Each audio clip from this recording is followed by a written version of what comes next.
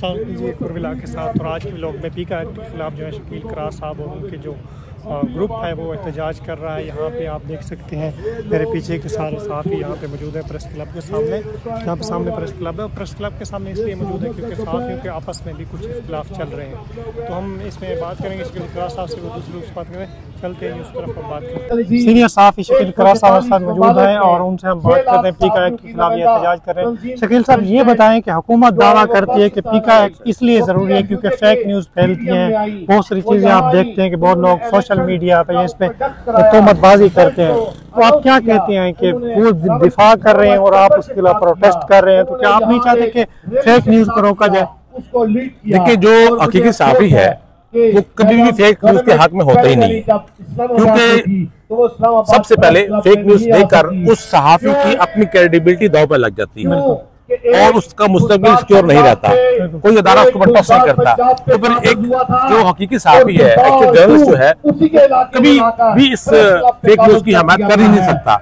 लेकिन हुकूमत इस फेक न्यूज की आड़ में हमारे यहाँ इस वक्त पीका एक्ट की सूरत में सिविल मार्शल लगा चुकी है। अब सहाफ़ी, आम आदमी, वो बंदा जो हुकूमत पर तनकीद करेगा और हुकूमत को अगर नागवार गुजरा तो फिर वो इस पकड़ में आ जाएगा, फिर सजा भी उसको होगी और फिर वो जेल में बंद रहेगा। तो ये हुकूमत झूठ बोल रही है।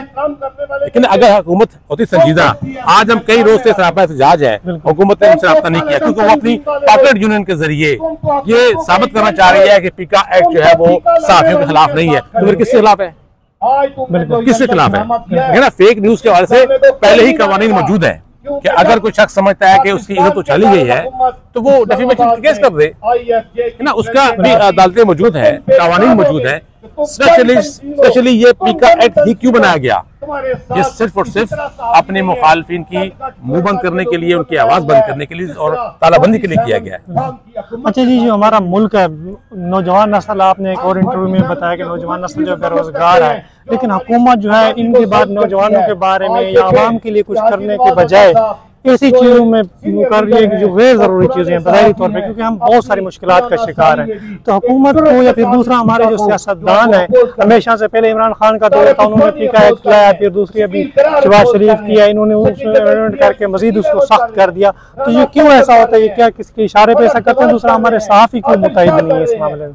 देखिए, सहाफ़ियों में एक टोला है जो हुकूमत ने खरीद रखा है, वो पॉकेट यूनियन है उनकी और वो उनके इशारों पे चलते हैं और उन्हीं के कहने पे वो सब कुछ करते हैं। वो तो कभी भी देते नहीं है। हुकूमतों ने हमेशा कोशिशें की है कि सहाफ़ी जो है वो तकसीम रहे ताकि उनके खिलाफ कठिन हो सके। लेकिन अब हम जो ग्रुप्स हैं मुख्तलिफ, वो पीका एक्ट और प्रेस क्लब के जो काबिज माफिया उसके खिलाफ इकट्ठे हो चुके हैं। हुकूमतें करती यही है, लेकिन मौजूदा हुकूमत ने वो कुछ किए, वो कुछ सख्तियां लाई गई है कि उसको हम सिविल मार्शल लॉ का नाम दे रहे हैं। इसलिए दे रहे हैं कि अब हम पर इतनी पाबंदियां लग चुकी हैं कि वो अब हम बात नहीं कर सकते, कोई तनकीद नहीं कर सकते। अगर जायज़ तनकीद भी करना चाहें तो वो भी नहीं कर सकते, क्योंकि वो हो सकता है कि हुकूमती किसी अहदेदार को नागवार गुजरे। तो ये हुकूमतें अपने इक़्तिदार को तूल देने के लिए मुख्तलिफ हथकंडे इस्तेमाल कर रहे हैं, जबकि इनको चाहिए कि मुल्क की तरक्की और नौजवान जो हमारे पढ़े लिखे हैं उनकी तरक्की के लिए कुछ करें, तो प्रोजेक्ट शुरू करें।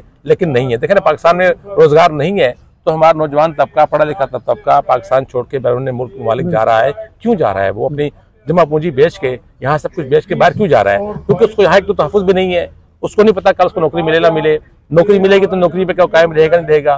तो इसी बेचैनी और बेयकीनी की सूरत हाल है जिसके वजह से आम लोग भी, नौजवान भी और हम सहाफ़ी भी इस ऐसी सूरत हाल में शिकार है कि हमें नहीं मालूम कि कल क्या होगा, परसों क्या होगा। बहुत शुक्रिया जी। ऑस्ट्रेलिया में इसकी फलानी जगह जाते हैं, वो आप ना काट करें तो पीका एक्ट की आपको जरूरत नहीं पड़ेगी। और इस किस्म के कवानीन से ना तो पहले कभी जबानबंदी हुई है, ना आइंदा होगी, और ना ही ये इस किस्म के सहाफ़ी को डरने वाले हैं। चंद लोग हैं जो इनके साथ बैठे हुए हैं, अयूब खान के जमाने में भी थे, वो ज़िया-उल हक के साथ भी थे, लेकिन वो आज ज़िया-उल हक कहाँ है, उसका कोई नाम लेवा नहीं है, कि अपने भी उसका नाम लेवा नहीं है। वो फंड्स हमारे हैं, उस पे अगर आप बीडीएम करवा सकते हो, दूसरे प्रोग्राम करवा सकते हो, तो अपोजिशन को अंदर प्रोग्राम करने की इजाजत क्यों नहीं दी जा सकती? और जहां पीका एक्ट के खिलाफ हम बरसरे बेकार हैं और उस वक्त तक हम बरसरे बेकार रहेंगे जब तक ये कानून जो है वापस नहीं लिया जाता हम एहतजाज के लिए जमा है और ये एहतजाज अपनी जात के लिए नहीं कर रहे, ये पाकिस्तान के लिए कर रहे हैं, बशरी हुकूक के लिए कर रहे हैं, आज़ादी सहाफत के लिए कर रहे हैं, खुद मुख्तार पार्लियामेंट के लिए कर रहे हैं और ना ही हमें कोई ताज़ती रेफरेंस या और कोई इजलास करने की इजाजत है। हमने बतौर एहतजाज इसीलिए प्रेस क्लब के सामने एहतजाज किया है और यह साबित किया है कि हम सब लोग मुत्तहिद हैं। हम आपके खिलाफ जदोजहद करेंगे इंशाल्लाह। प्रेस क्लब के इलेक्शन हो गए, मैं ये बात क्लियर कर देना चाहता हूँ कि हम इंशाल्लाह ताला इनका 1-to-1 मुकाबला करेंगे। हम पुरानी वोटर लिस्ट पे इलेक्शन करवाएंगे और अगर ये न माने तो फिर हम ये अदालतों से कहेंगे। अच्छा जी, हमारे साथ मौजूद है सीनियर सहाफ़ी नवाज रज़ा साहब। ये देखें कि व्हील चेयर पर यहाँ पे आए हैं पीका के खिलाफ एहतजाज करने। नवाज साहब कैसे हैं, आपकी तबीयत कैसी है? खैरियत से, ठीक ठाक है? आपकी बड़ी काफिश है कि आप जो है ना यहाँ पे व्हील चेयर पे आए हैं। सर ये बताएं, चलने में थोड़ी सी दिक्कत होती है, हुक्म करें। अल्लाह आपको सेहत दे। नवाज साहब ये बताएं कि सहाफ़ी एहतजाज भी कर रहे हैं, पुरजोर एहतजाज भी, लेकिन उसके बावजूद हुकूमत टस से मस नहीं हो रही, ये क्या वजह है? देखिए, हुकूमतें जब तक जोर में होती हैं और जब तक उनको कहीं से सपोर्ट होती है और उनको कोई ऐसा अपना खतरा नहीं होता, उन्हें उसी उनका लबो लहजा वही होता है। लेकिन एक वक्त ऐसा आता है कि फिर हुकूमतें भी मान जाती हैं और हुकूमतें तब्दील करने के लिए भी तैयार हो जाती हैं। ये पीका एक्ट ऐसा कानून है, ये बुनियादी तौर पर तो सोशल मीडिया में यूट्यूबर्स के खिलाफ लाया गया था, लेकिन जो लोग लाने वाले हैं उन्होंने इसकी आड़ में आज़ाद सहाफत पर भी हमला किया है, इलेक्ट्रॉनिक मीडिया पर हमला किया है। ये हमला हमें कबूल नहीं है। असल में बात यह है कि रेगुलेट होना चाहिए यूट्यूबर्स को, यूट्यूबर्स के लिए ज़वाबत होना चाहिए। वो ये नहीं है कि जो मर्जी आप चला दें, जो चीज़ें जिन चीज़ों की कानूनी इजाज़त देते हैं वो उन पर होना चाहिए। अब ये तो नहीं है कि यूट्यूबर्स अगर चाहें तो ये जो उससे क्या कहते हैं, वो जो कहते हैं कि आर्टिफिशियल इंटेलिजेंस AI के जरिए आप जो चीज़ें बना दें, फेक चीज़ें या फेक बनाएं, तस्वीरें पर उनको बनाएं, ऐसे काबिल एतराज़ तस्वीरें बनाएं, ये सिलसिला नहीं होना चाहिए। अगर ये करेंगे तो फिर तो सहाफत पर कदगन लगेंगे। और फिर दूसरी बात ये भी है कि जो लोग एक सियासी जमात के कारकुन ये कर रहे हैं, वो अपने लीडर के लिए मसाइल पैदा कर रहे हैं, उसकी रिहाई के रास्ते में रुकावटें बन रहे हैं। होना तो ये चाहिए कि वंस फॉर ऑल ये बंद होना चाहिए। हाँ, आप लोगों की तकारीर, लोगों के तजिए, लोगों के ख्यालात लोगों तक पहुँचाएं, ये होना चाहिए। इस पर कोई कदर कबूल नहीं करेगा। लेकिन लोगों के जब आप करेक्टर सिलेक्शन करेंगे तो ये किसी माशरे में काबिल कबूल नहीं है, ना तो वेस्ट में कबूल है और ना ही किसी और जगह पर कबूल है। हर जगह एक ज़ाब्ता है और ज़ाब्ते को कबूल करना चाहिए। पीका एक्ट मैंने पूरा पढ़ा है, मैंने 3 किस्तें इसकी लिखी हैं, जंग अखबार में छपी हैं। मैंने एक एक चीज़ का जायजा लिया है।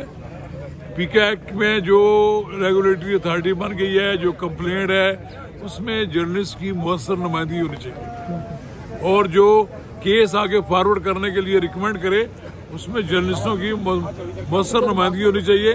किसी को आज खुद ये इसको आगे बढ़ाने की इजाज़त नहीं होनी चाहिए। कम से कम उसमें जर्नलिस्ट इन्वॉल्व हो तो तभी ये आगे बात बढ़ सकती है, वरना तो ये आप जब करेंगे तो फिर तो ये ज्यादती होगी। ये तो होगा जिसको मर्जी पकड़ के अंदर बंद कर दें, जिसके बाद जरा भी नाकद हो आपका जी, जो भी नाकद हो, नाकद देखिए, नाकद को ना पकड़े, आप उनको पकड़े जो डिस्टॉर्ट करते हैं मामलात को, जो लोग मुल्क की सलामती के खिलाफ खतरा बन रहे हैं, जो लोग लंदन में बैठे हुए हैं, करोड़ों रुपया वो वहाँ इकट्ठे कर रहे कमा रहे हैं, वो पाकिस्तान के अदारों के खिलाफ, रियासती अदारों के खिलाफ प्रोपेगेंडा करते हैं। इसको खत्म होना चाहिए और मुझे उम्मीद है कि ये बिला आखिर एक लोगों में सोच आएगी कि ये लोग, जो लोग मुल्क की रियासती अदारों के खिलाफ प्रोपेगेंडा करते हैं, अपने मुल्क, हाँ, इनकी हौसला शिकनी होनी चाहिए। बाकी आज़ादी सहाफत पर कोई कम्प्रोमाइज़ नहीं करेगा। अच्छा नवाज साहब, आप बहुत ही सीनियर सहाफ़ी हैं और आप क्या समझते हैं कि यार हर शख्स ने मोबाइल उठाकर हर शख्स सहाफ़ी बन गया मोबाइल के जरिए,